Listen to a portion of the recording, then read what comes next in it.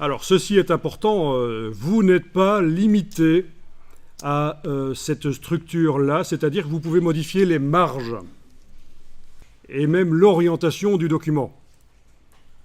Même si vous avez commencé déjà le document, vous pouvez décider en cours de route de modifier les choses. Alors par exemple ici, si je vais dans le menu Fichier, Format de document. Fichier, Format de document, je décide de passer vers une orientation verticale. OK. Vous voyez ce qui se passe. J'obtiens des pages verticales, mais rien n'a bougé en fait. Les éléments sont vraiment restés comme ils étaient sur les pages horizontales. C'est pas bon. J'annule. Édition annulée. Ce que je peux faire, c'est aller, avant de modifier le format du document, de passer de l'horizontale à la verticale, je peux aller dans le menu Page, Marge et Colonne, aller enclencher ceci, activer l'ajustement de la mise en page. Du coup, quand je refais la même opération, Fichier, Format de document, je passe en vertical, eh bien, la mise en page s'adapte. Alors, il faut adapter un peu les choses, notamment la hauteur des images n'est pas prise en compte, mais si vous faites bien coller vos blocs, dans les gabarits, ils collent de façon les blocs aux marges roses, ça fonctionne pas trop mal. Donc dans ce cas-ci, je dois agrandir le bloc ici, demander Objet, Ajustement, remplir le bloc proportionnellement, voilà. Bien sûr, repositionner l'image, c'est du basic InDesign, ça. Ici, les images, il va falloir que j'adapte aussi, que j'agrandisse. Donc, il y a un peu d'adaptation, mais on peut faire passer, à un certain moment, décider, tiens, mon document, finalement, il ne sera pas horizontal, il sera vertical. Objet, ajustement, remplir le bloc proportionnellement. Voilà, donc en quelques secondes, je suis passé d'un document qui était horizontal à un document vertical. Je vais l'enregistrer.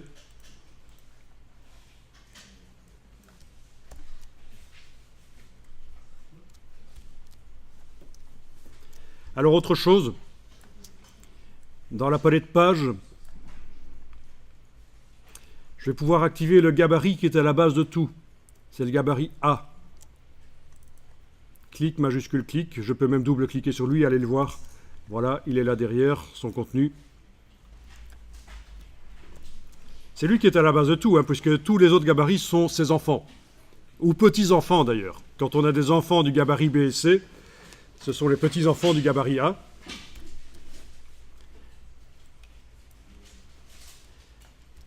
Dans la palette page, je peux demander d'afficher les pages horizontalement, comme ça je les vois horizontalement ici. Voilà, je peux demander, toujours dans le menu de la palette page, dans les options de panneau, de voir les pages en plus grand.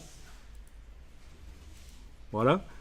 Donc je suis en train de travailler sur le gabarit A, c'est indiqué ici, gabarit A. C'est indiqué en bas à gauche aussi. Et je vais aller modifier ces valeurs de marge. Et là aussi, ça va modifier tout le document. Si j'ai un document avec des centaines de pages, ça va le modifier. Donc, menu page, marge et colonne. Activer l'ajustement de la mise en page doit être coché avant que je modifie les valeurs de marge ici. Donc, c'est le cas, c'est activé. Ici, la chaîne doit être cassée pour que je puisse mettre des valeurs différentes un peu partout. Alors, ce que je vais faire, c'est peut-être décocher la case aperçue, sinon ça va prendre un peu trop de temps pour calculer pendant que je modifie les valeurs. Donc je vais ici par exemple augmenter à 40 le bas de la page, augmenter à 20 le haut de la page. Les côtés gauche et droit, je peux faire 15 et 15 à la place de 12,7. 12,7 c'est juste un demi-pouce, c'est pour ça que ce sont des valeurs bizarres. Donc voilà, j'ai des marges plus grandes. Je coche la case aperçue, il faut regarder ce qui va se passer ici sur la page, sur les pages. Et bien voilà, on a plus d'espace en bas, 40, c'est ce que j'avais demandé, on a plus d'espace en haut, 20. Donc vous voyez qu'on arrive à modifier ça. Je vais encore y aller franco encore plus, je vais mettre 40 au-dessus, 60 en dessous, 25 sur les côtés, je coche la case aperçue, ça va modifier la mise en page, voilà, on a plus d'espace, vous voyez. Donc vous arrivez à faire deux choses avec cette fonction activer l'ajustement de la mise en page. Vous arrivez à transformer un document horizontal vers vertical ou inversement. Ça peut être pratique quand vous avez un flyer et une affiche à faire. On peut démarrer du même document.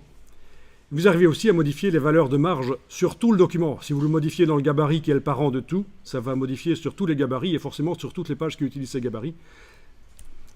Ça, c'est quand même pratique. Je vais double-cliquer sur la page 2 et 3, aller voir à quoi ça ressemble maintenant. Voilà, ça ressemble à ça. Bon, alors, il y a peut-être des choses à ajuster, bien sûr. Hein. Il y a des choses à ajuster. Oui, ça, c'est bon. C'est juste l'image qui est redescendue trop bas. Je vais la remonter là. Voilà. La taille du texte ici, je vais devoir aller la modifier puisque forcément le bloc s'est rétréci. Quand on a augmenté la valeur de marge, le bloc s'est rétréci et donc le titre a moins de place.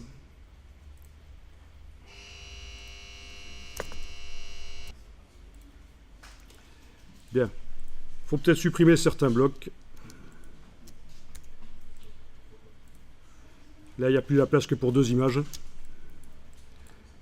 Redimensionner les images ici. Donc, vous voyez, c'est quand même très souple. Vous démarrez d'un gabarit qui vous aide à faire les choses. Et en plus, vous avez la possibilité de vous en éloigner. Donc, ça veut dire que si vous ne voulez pas devenir des pros de la mise en page, tous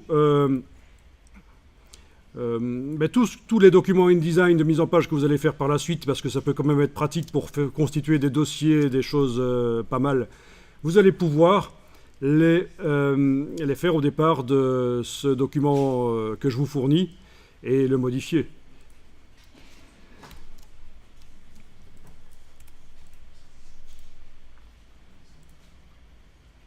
C'est assez puissant en fait. Hein.